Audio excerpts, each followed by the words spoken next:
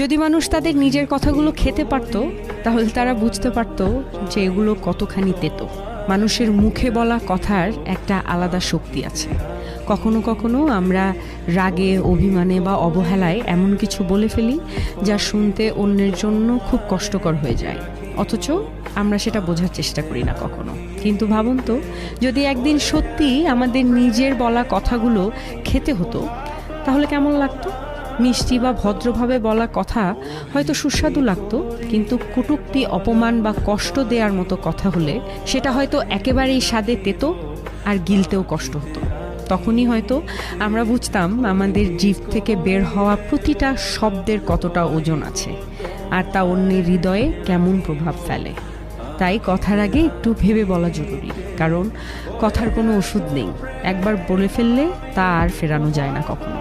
নিজের কথাই যদি একদিন নিজের কাছে তিতে হয়ে